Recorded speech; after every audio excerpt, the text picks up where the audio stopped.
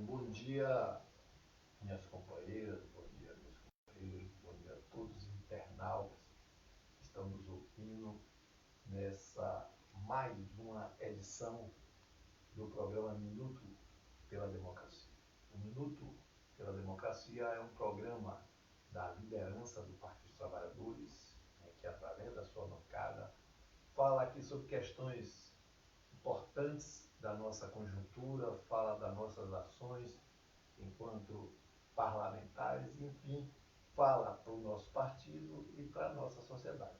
E hoje temos a honra de estar junto com a gente aqui, convidamos e agradeço a ele por aceitar esse convite, o nosso companheiro Sérgio Gabrielli. Sérgio Gabrielli, professor de economia, militante, fundador desse partido, ex-presidente da Petrobras, no momento que a Petrobras mais cresceu no nosso país e no mundo, e também presidente, que foi dessa empresa, e um grande militante, formulador nacional, participou da elaboração do programa de governo de Haddad, ali. Então, ele que tem essa sintonia fina, compreensão do quadro nacional, do quadro estadual, enfim, um dos melhores quadros do nosso partido. Então, eu queria mais uma vez lhe agradecer e dizer que o Partido dos Trabalhadores aqui na Alva tem a honra de lhe receber. Obrigado, deputado Marcelino. É um prazer estar aqui nesse programa para falar sobre a conjuntura. É um prazer enorme estar com você, rever você, que é um militante também histórico nosso, e, portanto, é um prazer estar aqui. Vamos começar a trabalhar. Bom, nós estamos vendo um terremoto, um verdadeiro tsunami. O partido já tinha uma visão clara do que significava o golpe, como ele foi construído, a quem ele servia, mas agora surgem com muita força as comprovações, ali essas relações, esses diálogos, toda essa movimentação que foi feita, as articulações entre o judiciário, entre aqueles atores do golpe, aparece com muita força, porque é transparente, apresentada ao nosso povo. Então, isso que vem comprovar toda aquela interpretação, a narrativa do golpe, mas o impacto disso é muito forte. E eu gostaria justamente de saber, da sua opinião, quais as consequências disso no caminho da retomada da democracia, como você vê que isso pode interferir na relação política das forças progressistas, democráticas, de retomar o apoio da maioria da população. Marcelino, eu acho que a gente tem que analisar o governo Bolsonaro em vários níveis, Quer dizer, a economia é um nível que a gente tem que, mais tarde eu vou falar um pouco sobre isso. A gente tem que falar um pouco sobre a relação dele com o executivo, com o parlamento e com o judiciário. Nós temos que falar um pouco sobre a opinião pública sobre o governo dele, e eu acho que e a relação dele com as oposições. Eu acho que a revelação dos diálogos dos procuradores e do juiz tem um impacto muito importante na imagem, tanto do ministro Sérgio Moro, quanto do governo Bolsonaro. É uma relação muito na imagem. E na imagem que vai impactar sobre a opinião pública, eu acho que nós temos que analisar que a última pesquisa do Datafolha mostra que o governo está com um apoio de 30%. 30% que acha que o governo é péssimo, e, portanto, você vê claramente que há uma polarização em relação ao governo. Em relação à atividade, o comportamento do ex-juiz Sérgio Moro, há uma clara maioria de crítica. 54% da pesquisa da Datafolha mostra que há crítica ao comportamento do Sérgio Moro. Portanto, as denúncias, digamos, atingem a imagem de Sérgio Moro. Porém, não significa isso um apoio à campanha do Lula livre. Não significa isso necessariamente que há um aumento do apoio àqueles que consideram que Lula não deve estar preso porque foi condenado injustamente. Essa ponte entre o comportamento, digamos, parcial, perseguidor, torquemada do Sérgio Moro, não significa necessariamente um apoio à campanha do Lula livre. Nós, portanto, temos que trabalhar nesses dois âmbitos. Num lado, continuar o desgaste do governo Bolsonaro e continuar o desgaste do comportamento e a denúncia do comportamento parcial, ilegal, anticonstitucional do ex-juiz Sérgio Moro, e de outro, intensificar a campanha do Lula livre para conquistar mais os corações e as mentes do povo brasileiro de que esse primeiro comportamento causou o segundo problema. E que nesse contexto, isso foi usado para enganar você, enganar o cidadão e a cidadã, e com isso viabilizar e dar condições para o golpe de 2016. Agora, a economia, ela é fundamental no quadro político, né? Nós temos um período que a economia hegemoniza a ação política, e a ação política, para hegemonizar, ela tem que ser muito poderosa. E nós estamos vivendo agora um período de estagnação econômica, um desemprego nunca visto na história, que a economia paralisada, o nível de desemprego tamanho, na juventude muito maior, ainda fala-se em 35%, sem perspectiva de futuro, recursos da educação sendo cortado, e eu vejo que a reação ainda não é a reação necessária para que a gente retome. E isso atinge diretamente a vida do povo, né? Como levar isso para uma reação política? Mas você veja o seguinte, nós estamos vivendo uma situação muito também estranha na economia, porque o comércio varejista está caindo o volume de atividade. Lojas fechando, shopping fechando, comércio varejista no caos. Se você olha a área de serviços, os serviços pessoais e os serviços industriais, serviços para as empresas, seja o serviço de cabeleireiro, de restaurantes, de atendimento às pessoas, seja os serviços de atendimento às empresas, como contabilidade, como comunicação, todos esses serviços estão caindo na atividade. A indústria nem se fala. A redução da atividade industrial no Brasil é muito grande. O comércio no atacado também está vivendo problemas sérios. A construção civil é um caos, porque as grandes empresas foram desmontadas pela Operação Lava Jato. Você teve milhares de empregos destruídos com a Operação Lava Jato, e você está tendo uma paralisação da atividade de habitação e, portanto, de financiamento da habitação, e, portanto, você não tem construção civil habitacional crescendo nesse momento. Então, olhando as atividades econômicas, nós temos claramente uma situação de aumento do desemprego e de piora das condições de vida da população.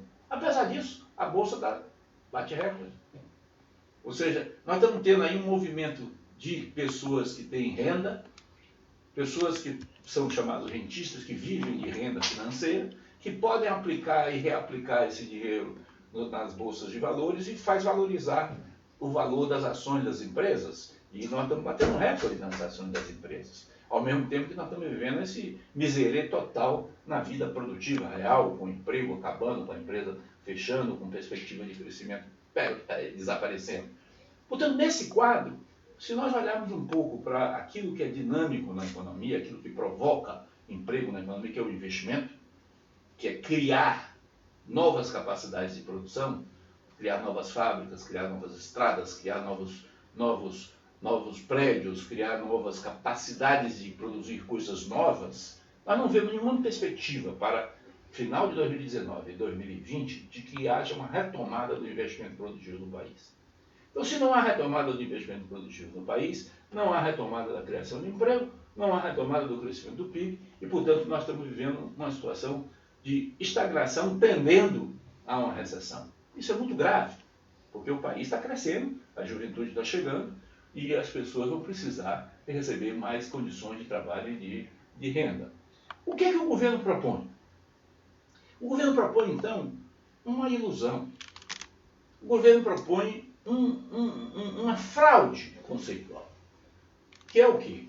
Ele diz o seguinte: para resolver esse problema, dizem os teóricos do governo, particularmente o ministro Paulo Guedes, que basta mudar a expectativa sobre a dívida pública, sobre como vai ser o pagamento da dívida pública. Para isso, eles têm a panaceia universal, que é tirar as conquistas dos trabalhadores, tirar as conquistas dos aposentados, diminuir, portanto, os gastos com aposentadorias e com a Previdência Social, e ao diminuir os gastos com a Previdência Social, folgar o uso dos recursos do governo e, com isso, sinalizar que o governo vai ter dinheiro para pagar a dívida.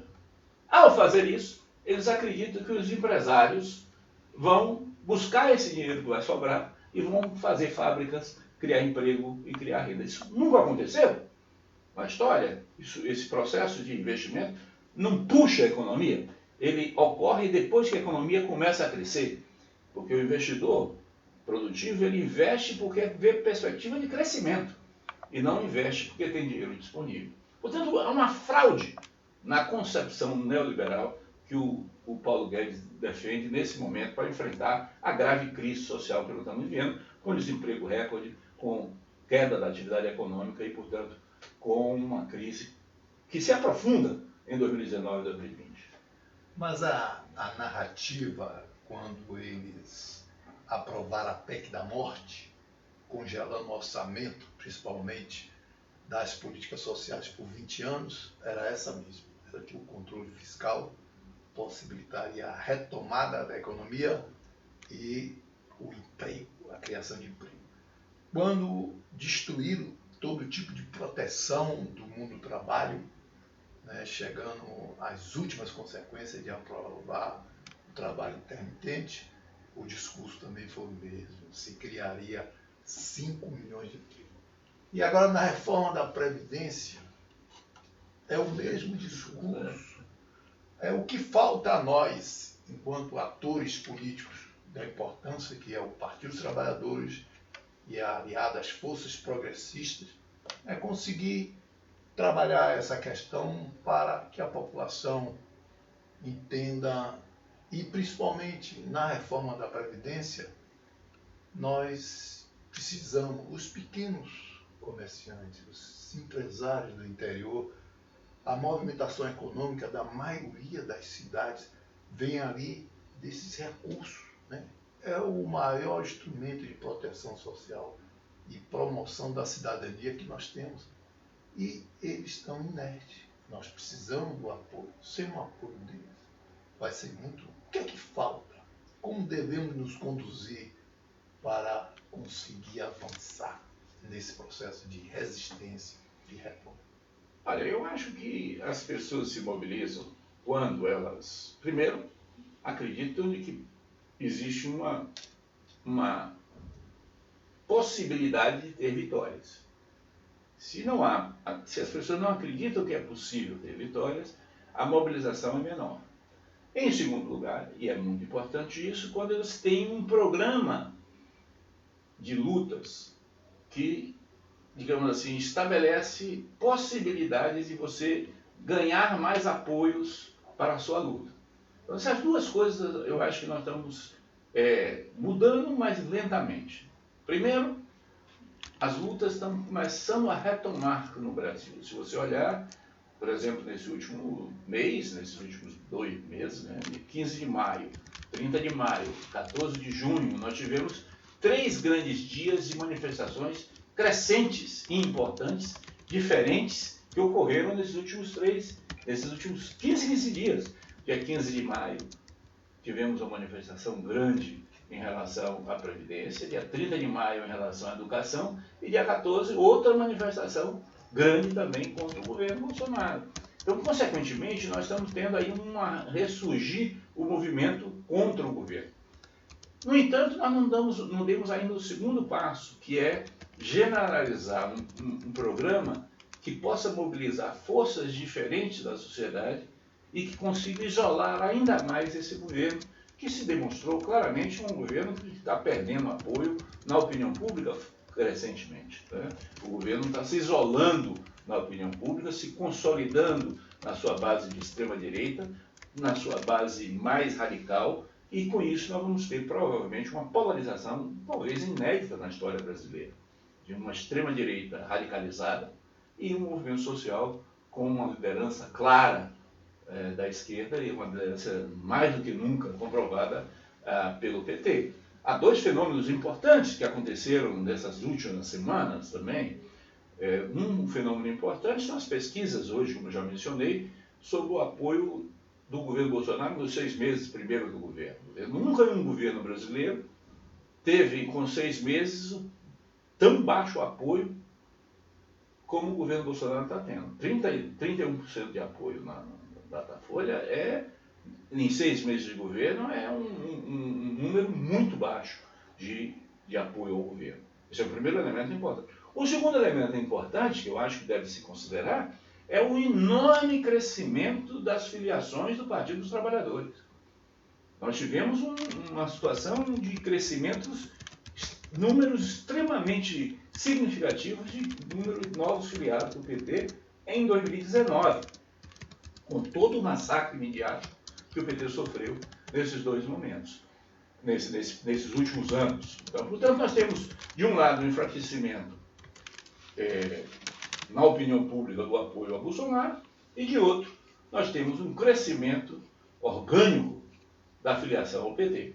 Isso significa, portanto, que nós estamos tendo uma polarização na sociedade que, ao longo do tempo, deve se intensificar. Nós temos aqui uma manifestação do deputado Joséildo Ramos, que chegou chegando em Brasília, né? Tem tido uma atuação destacada e manda um abraço aqui. Grande Joséildo, um abraço para você e o nosso povo de Alagoinhas está com você. Mas, professor, companheiro, militante, 31% de aprovação de brasileiros para uma figura tão repugnante, né, esdrúxula. Nós talvez nunca tivemos na nossa história da sociedade brasileira uma figura de extrema direita, né, como se apresenta. Tivemos outros mais sofisticados, né?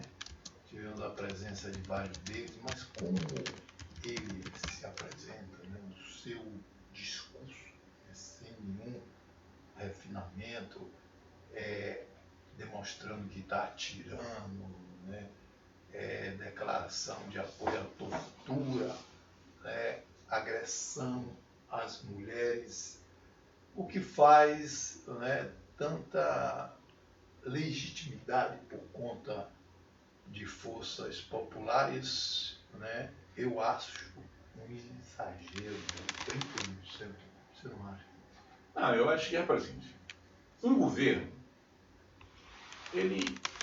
assim que ele ganha a eleição, imediatamente ganha apoio de amplos segmentos da população que não são militantes e não são ideologicamente firmados. Então, é normal que um governo ganhe apoios e cresça sua opinião pública logo imediatamente após a eleição. Isso geralmente acontece aí na faixa de 2/3 do eleitorado apoia o novo governo, em geral. E ele, de fato, quando começou o governo, ele tinha aí os 60 e poucos % de apoio. Em 6 meses, ele cai a metade do apoio do início do governo. Então, essa queda do apoio da opinião pública ao governo, o que é que significa a queda do apoio? Queda daqueles que acham que o governo é ótimo e bom. Significa, portanto, que 2/3 da população estão achando que o governo não é ótimo nem bom. Portanto, há uma rejeição ao que o governo está fazendo. Mas aí, quando a gente vai analisar um pouco o que é o governo Bolsonaro, e vamos lembrar um pouco o que foi a campanha de 2018, o que o governo Bolsonaro falou na campanha? Não, o que ele falou? Ele criou no imaginário popular um inimigo ideológico, que era a ameaça do Foro de São Paulo, a ameaça do governo venezuelano, a ameaça dos comunistas, a ameaça de quase como se nós estivéssemos na década de 50 e 60, na Guerra Fria, com a CIA e o governo americano apoiando esses movimentos para impedir as lutas de emancipação popular. Então ele criou um mundo ideológico como um inimigo, como se estivesse ocorrendo no Brasil uma ameaça de transformação da sociedade para um socialismo da União Soviética da década de 50. Ao lado disso, ele começou a trabalhar com algumas ideias, também no plano ideológico, importantes. Ele atacou, digamos, a educação sexual e a luta contra a homofobia, com a denúncia do kit gay.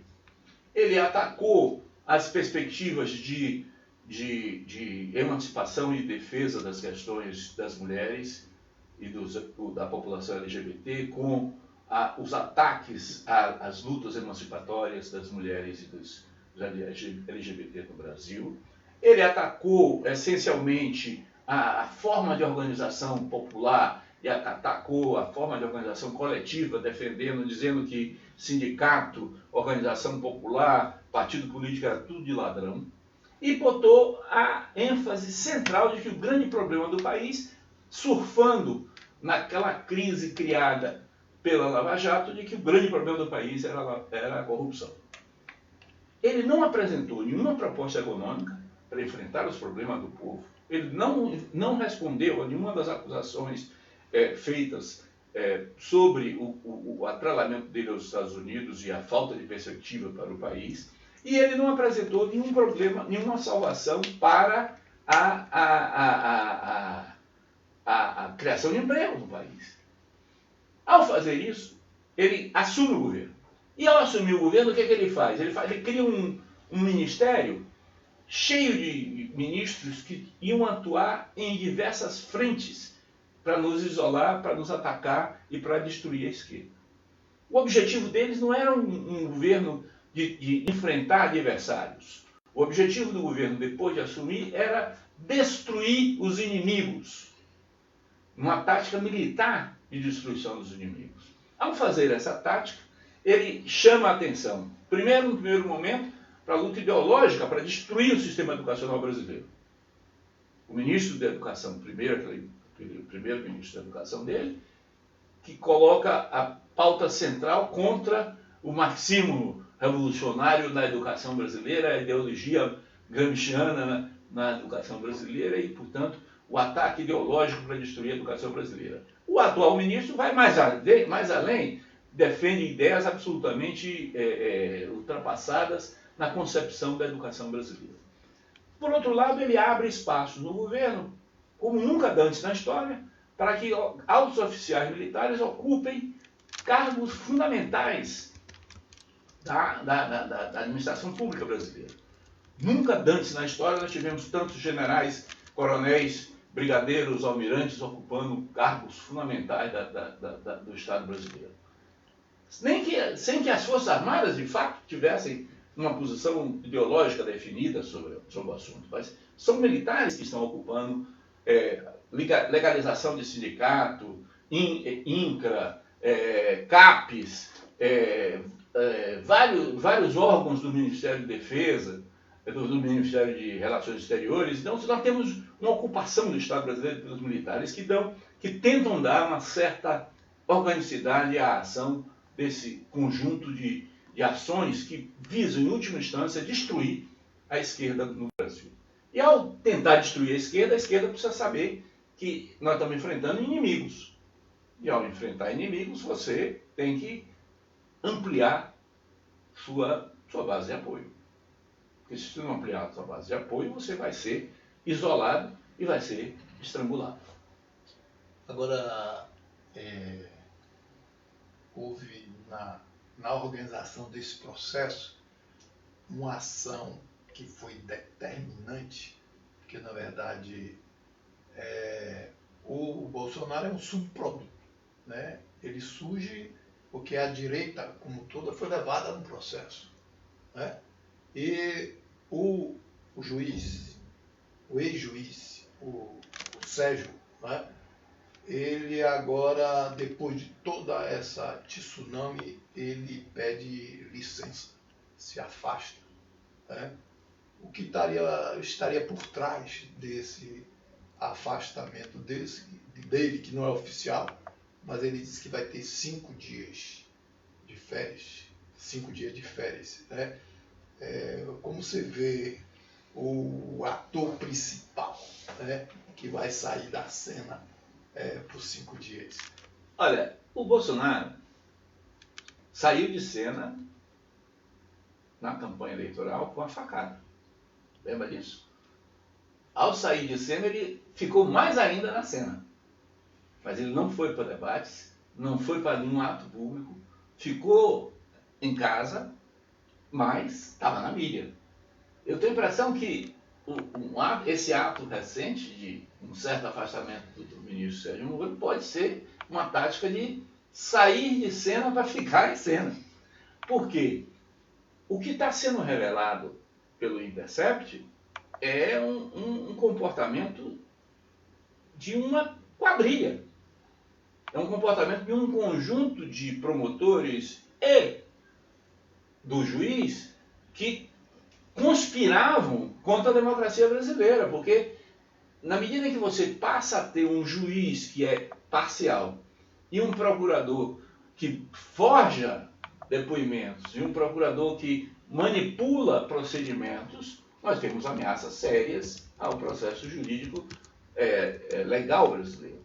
Então nós estamos vivendo uma situação muito dramática que, como parece que o volume de informações que o Intercept tem é muito grande e que eles que são envolvidos são os que mais conhecem, eles provavelmente vão querer ter uma certa tática de negar a veracidade dos fatos, ao mesmo tempo em que, sintomaticamente, eles negam a veracidade, mas respondem aos fatos concretos, né?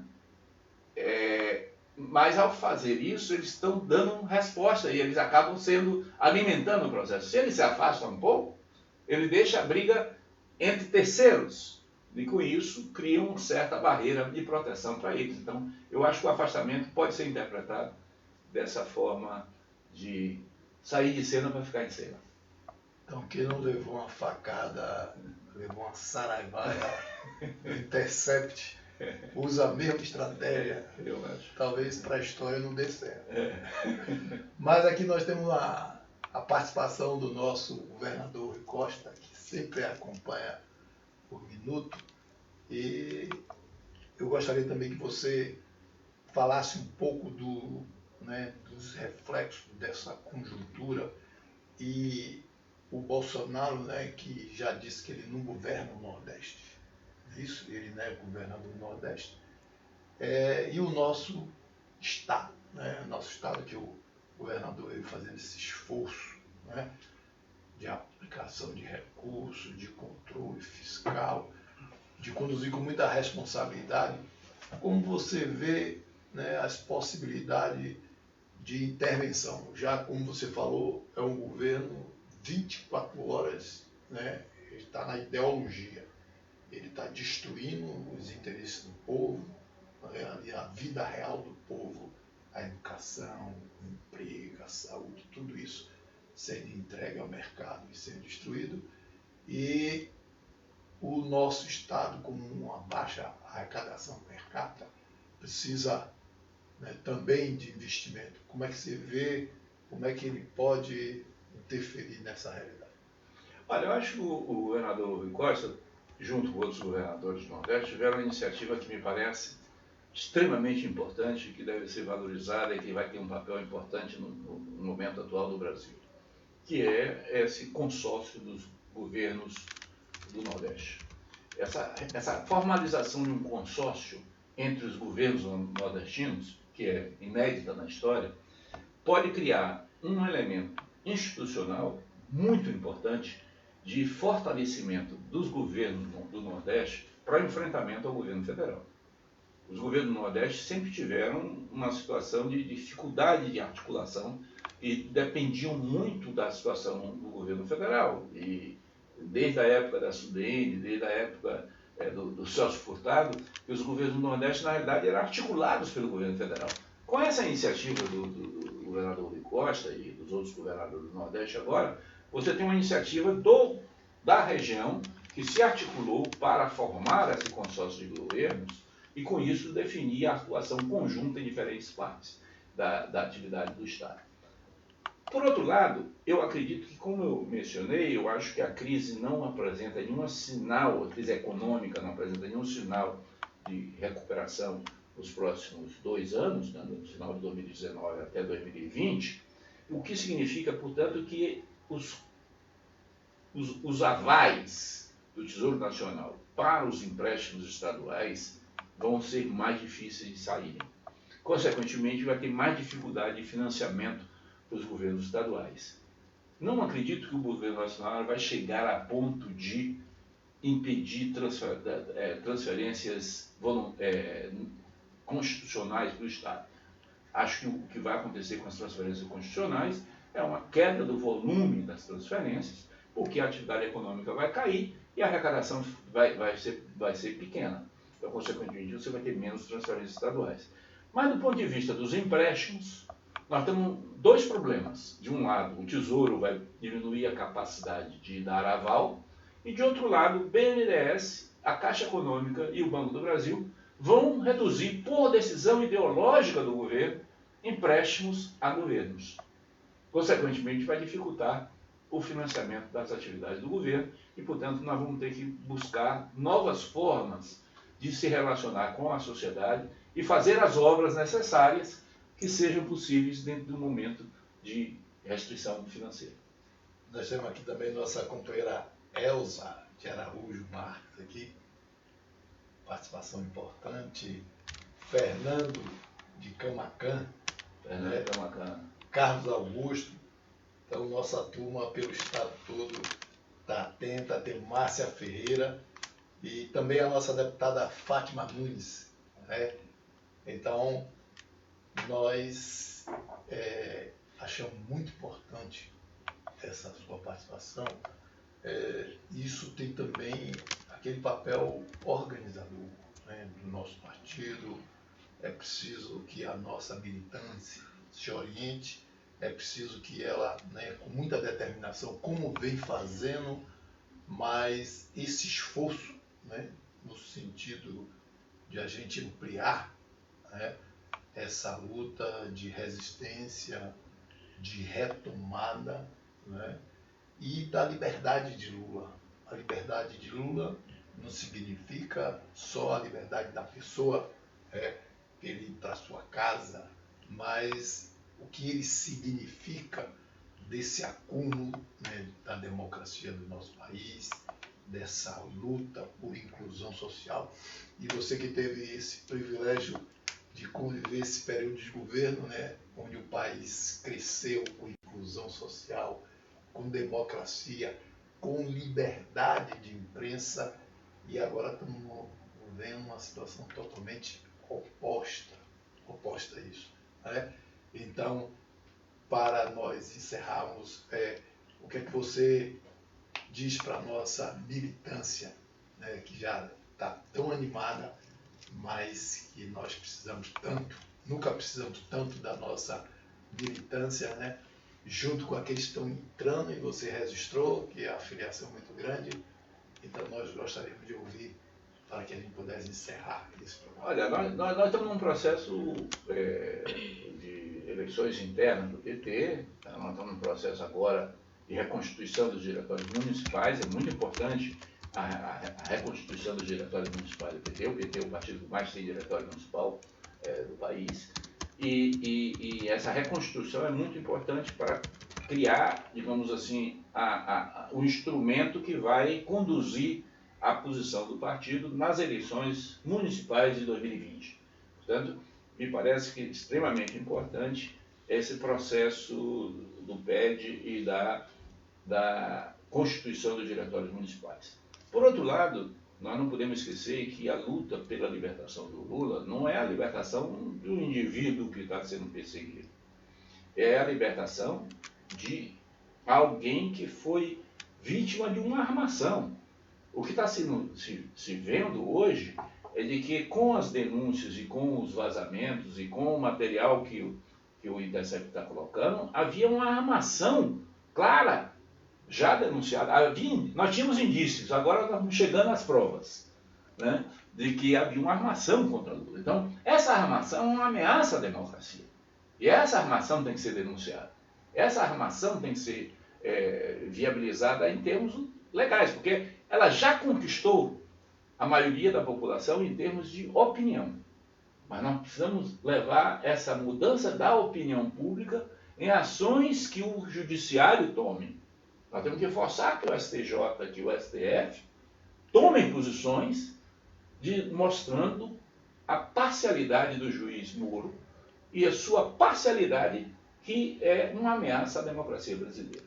Então, combinar a constituição dos nossos diretórios, dessas próximas realizações das eleições municipais e zonais, com a campanha para libertar Lula, porque Lula é vítima de uma armação contra a democracia brasileira, me parece tarefas fundamentais para os próximos 2-3 meses.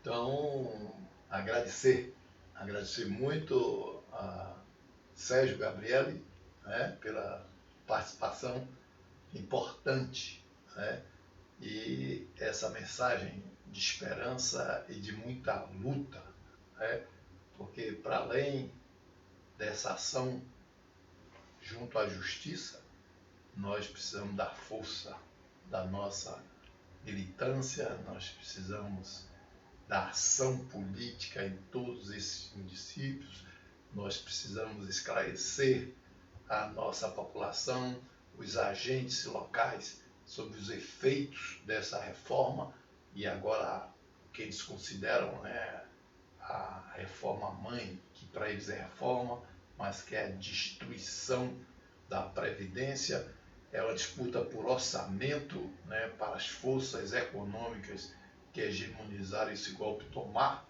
esse orçamento para si, para ganhar mais dinheiro ainda às custas do nosso povo. Então, nós precisamos da ação política, da nossa militância. Então, aumentamos em números, mas precisamos aumentar em força, em qualidade da nossa integração. Por isso que eu agradeço essa grande participação. E aqui, mais uma vez, eu digo, foi uma honra receber o professor, o militante, o histórico, né, e formulador do nosso partido, José Sérgio Gabrielli. Muito obrigado. Obrigado a você.